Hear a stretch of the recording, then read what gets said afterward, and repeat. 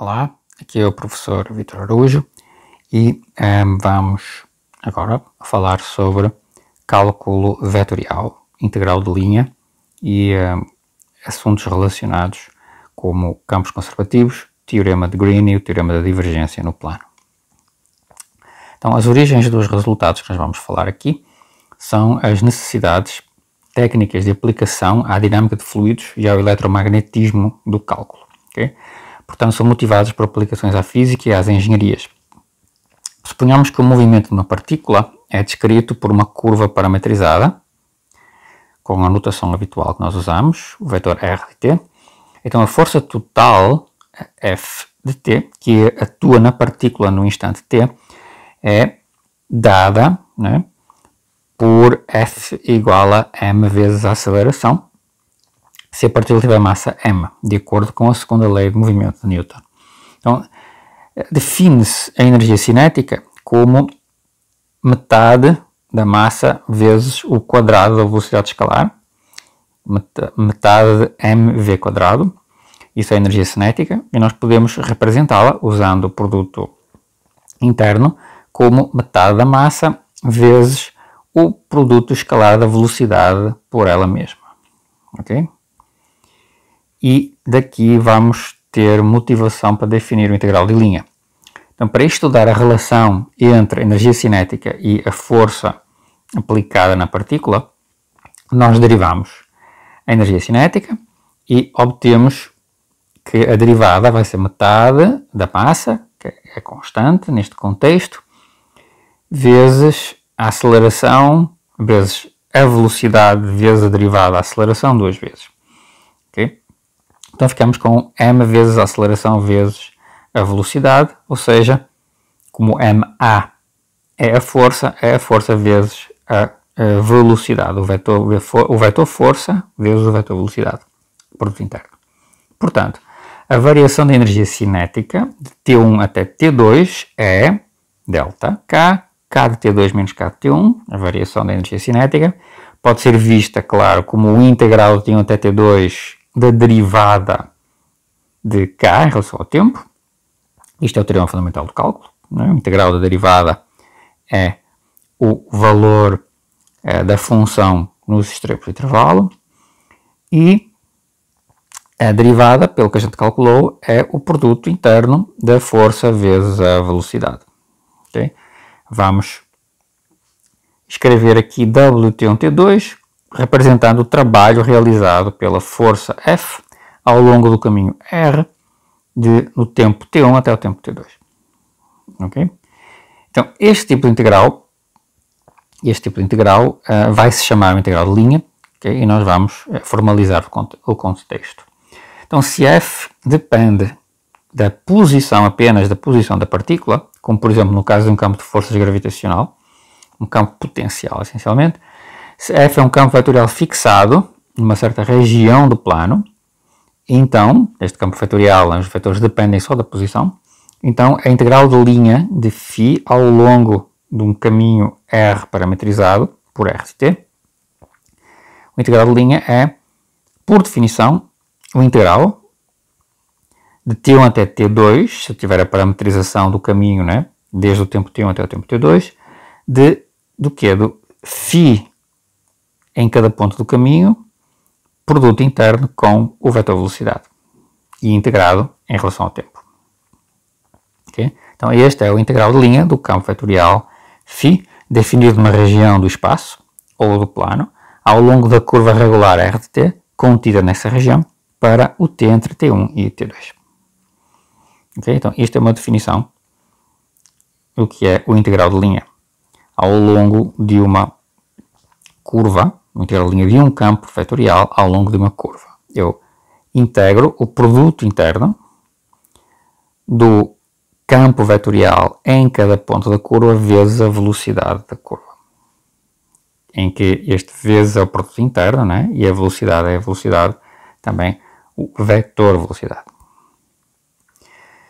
A interpretação física deixa intuitivamente claro que o trabalho realizado pelo campo, ou seja, o integral que nós vimos atrás, não pode depender da parametrização de trajetória, ou seja, se a trajetória é percorrida mais ou menos depressa, mais ou menos rapidamente entre os instantes inicial e final. Okay? Então, há um resultado em dependência da parametrização, dadas o campo e dados o caminho, na definição integral de linha, seja t igual a g de u, uma função diferenciável que vai do intervalo u1, u2 até t1, t2. E seja o novo caminho r1 de u igual ao caminho antigo r em g de u. Ou seja, eu reparametrizei o tempo. Eu escolhi uma nova parametrização para a minha curva regular. Okay? Eu arrumei uma função diferenciável que me mudou o tempo. Ele mudou essencialmente a rapidez com que eu percorro a curva. Ok? Então, isto é uma aplicação do teorema de mudança de variáveis, o integral de linha que a gente definiu atrás. Se eu mudar de variáveis, ele fica exatamente com a mesma cara, o integral de u1 até u2, né, no novo intervalo, φ em R1 vezes o R1 linha vezes a velocidade R1. Portanto, não mudou o integral. Okay? Eu mudei a parametrização, mas na nova parametrização o valor do integral de linha continua igual. Isto é uma consequência da regra da cadeia da fórmula de mudança de variáveis. Okay? Porquê? Porque a derivada da função R1, que é a derivada de R composta com G de U, é simplesmente a velocidade em G de U vezes G' de U, vezes a derivada da função real G. Okay? Portanto, este integral, o integral φ em R1 vezes a velocidade de R1, ele pode ser escrito também como integral de U1 até U2 de φ de R em G de U vezes R' de G de U vezes G' de U. O que é que eu fiz aqui?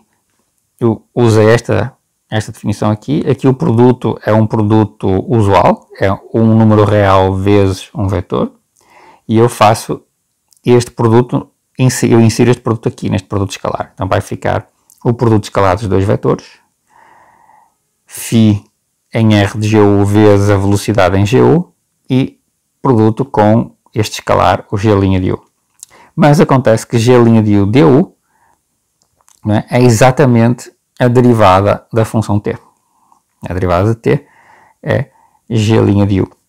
Portanto, pela forma de mudanças de variáveis, se eu fizer t igual a G de U, né, isto aqui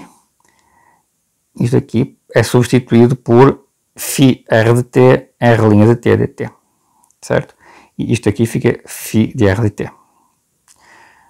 Certo? E uma vez que, se eu disser que o T1 é o G de U1 e o T2 é o G de U2, então eu obtenho o integral definido aqui, né? Vira este aqui. Então, temos, pela fórmula de mudança de variáveis em integrais definidos, né? E pelas relações que nós temos aqui, temos a invariância do integral de linha quando eu mudo parametrização. Um exemplo de aplicação disto aqui. Seja o segmento de reta, seja C, o segmento de reta que une o ponto 2,1 ao ponto menos 4,6. Calcule o integral de linha de C, do campo φ, do campo φ, se o campo φ é simplesmente xy é enviado em x menos y. Okay? Como é que nós vamos calcular este integral se não nos disseram qual é a parametrização do caminho? Bom, mas como nós vimos que é independente, o integral de linha é independente da parametrização, não é? É essencial, então, nós concluirmos, isto é muito importante, que podemos escolher qualquer parametrização para a curva C. Okay? E, claro, uma vez que eu posso escolher, eu vou escolher a mais simples possível. Então, uma das parametrizações mais simples possíveis é esta parametrização aqui, de um segmento de reta, que eu faço t vezes o ponto final, mais 1 menos t vezes o ponto inicial, com o t de 0 a 1. O que acontece? Quando o t for 0, eu fico com o ponto 2,1. Quando o t for 1, eu fico com o ponto menos 4,6. E no caminho eu vou na linha entre os dois. Ok? Então esta é uma das parametrizações mais simples para um segmento que vai de um certo ponto A a um certo ponto B. E portanto, uso esta parametrização. Então o R de t tem esta cara, substituindo aqui, né, fazendo fazendo a soma dos vetores aqui. E a velocidade tem esta cara, é um valor constante. Okay? Mais ainda, eu posso calcular os produtos internos que aparecem no integral. O φ em r de t vezes v de t, né, é o substituto, portanto é x menos y, então eu tenho aqui o x, aqui o y, aqui tenho o x menos y, que é o valor de φ em r de t, e multiplico, faço o produto interno pelo vetor velocidade, né, pela velocidade que é constante aqui. Okay? Então obtenho esta expressão e agora é só integrar isto, né? E este integral é apenas este integral aqui. E isto agora é fácil de primitivar, né? Porque é um polinómio em t, é bem simples e obtenho o valor que está aqui. Okay? Então, o que é que nós fizemos? Escolhemos uma parametrização para a curva que foi indicada. Okay? E como nós podemos escolher qualquer parametrização, porque o integral de linha não vai depender da parametrização que nós escolhamos, mas temos que defini-la com cuidado antes, nós podemos escrever o integral de linha com a parametrização mais simples possível. Okay? Então isso é importante para nós simplificarmos a nossa vida quando formos calcular os integrais de linha. Outro exemplo, seja a circunferência x² mais y² igual a 1 e consideremos os dois caminhos R1 de t, que é cosseno de t seno de t, uma parametrização da circunferência, com o t de 0 a 2π, o R1, e o R2, que tem a mesma expressão, mas o t vai de 0 a 4π. Calcule a integral de linha do campo φ de xy menos y vetor i mais x vetor j ao longo de ambas as curvas. Okay? Então, a derivada tem a mesma expressão, né? Porque as parametrizações são as mesmas funções. Os produtos internos, né? O φ no campo vezes a velocidade do campo também tem a mesma expressão para ambos os casos. É sempre igual a 1. Né?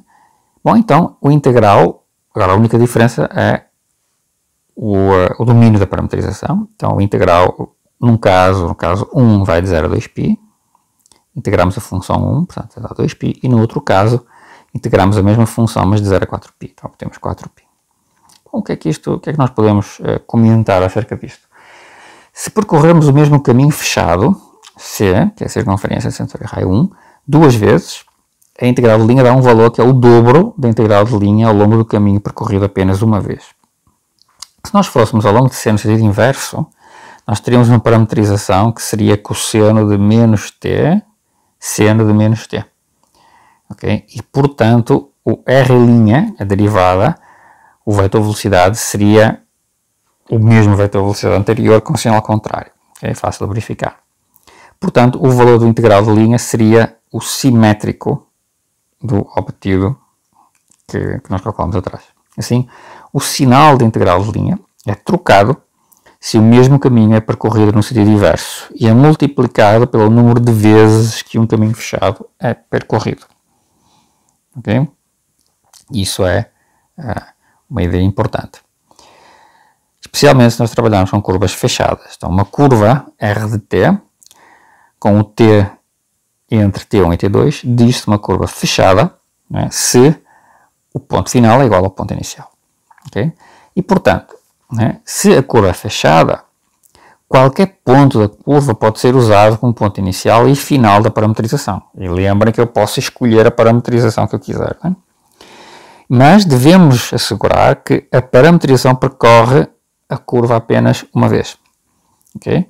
E deve também ser especificado o sentido da parametrização. Porque, caso contrário, o valor da integral de linha ao longo dessa curva fechada não fica bem definido. Seja, se me tiver uma integral, se me derem uma curva fechada e me pedirem para calcular a integral de linha de um campo ao longo dessa curva fechada, devemos especificar a orientação da curva, em que sentido percorre a curva. Okay? E ao parametrizarmos, devemos ter cuidado para que a parametrização que nós vamos especificar no seu domínio só percorra a curva no sentido que a gente escolheu apenas uma vez. Okay? Porque senão, né, nós podemos obter o dobro ou o triplo ou o quádruplo daquilo que nós queríamos obter e podemos também obter algo com sinal contrário ao que é esperado, certo? Então temos que especificar a orientação, o sentido em que é percorrida a curva fechada e também temos que ter cuidado para que ela seja percorrida apenas uma vez, ok? A não ser que nos deem, no exercício, podem nos dar explicitamente a parametrização e calculamos com aquela. Mas se nos disserem que calculo o integral da linha naquela curva lá e dão apenas, descrevem, pode ser uma circunferência ou é elipse tal, é não sei o quê, então, é apenas algo fechado e não especifica a parametrização, aí nós precisamos de escolher a parametrização a mais simples possível, que percorra a curva em apenas uma vez, no sentido, né, com a orientação especificada. Existem várias notações para a integral de linha que eu quero deixar aqui claro, porque na literatura, nos livros, diferentes livros de cálculo, etc., tem muitas notações, que são todas equivalentes, mas só para vocês não se assustarem. Então, e estas notações são mais ou menos práticas, dependendo do contexto. Okay? Então temos uma notação para o campo vetorial, que muitas vezes se diz que a função que dá as abscissas do campo vetorial é P de xy, e Q de xy é a função que dá as ordenadas do campo vetorial, ou seja, é PI mais QJ. Okay? E a curva C, muitas vezes nós usamos a parametrização, né? X de t, Y de t, como temos usado aqui no curso.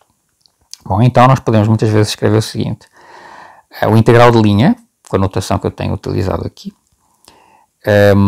pode ser escrito como um integral em coordenadas, o P de x de y de t vezes x linhas de t, o integral t1 e t2 de P de q de x de t, y de t vezes y linha de t de t, né?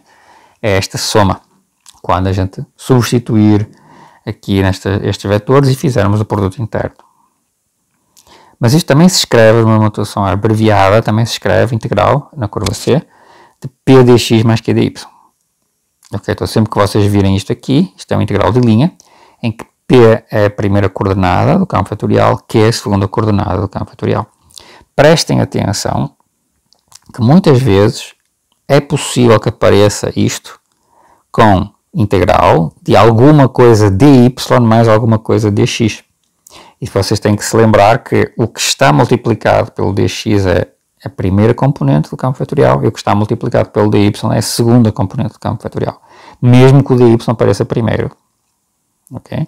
Tem várias circunstâncias que aparecem, às vezes aparece só, por exemplo, integral de q dy, integral de c q dy. O que é que isso significa? Significa que o P é zero, a primeira componente do campo é zero, nós só temos a componente y.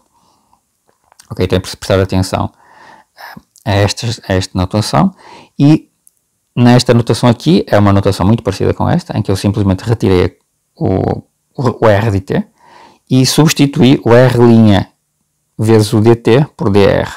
Ok? Isto aqui foi substituído por dr. Ok? Φ dr vezes dr. Outra notação ainda mais compacta é esta.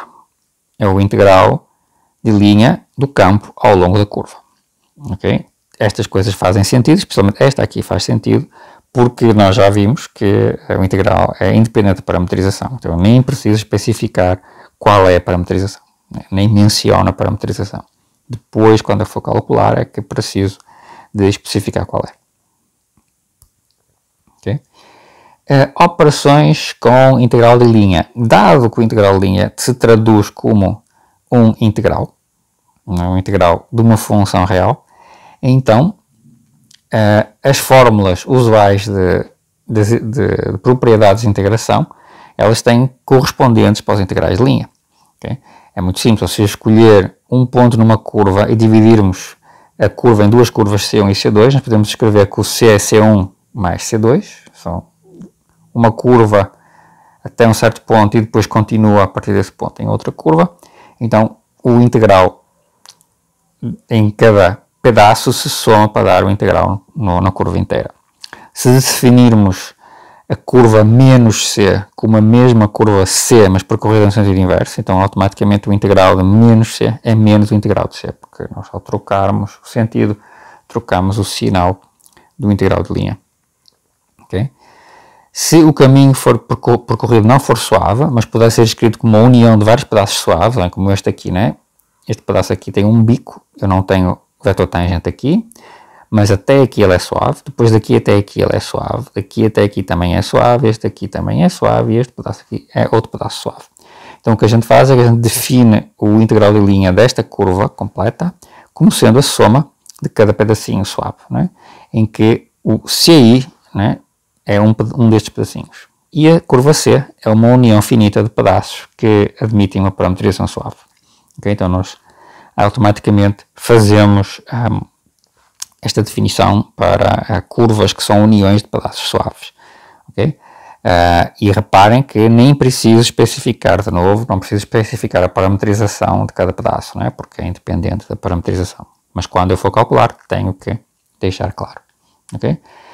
Vamos ver em seguida um exemplo de aplicação para o cálculo de um integral de linha concreto.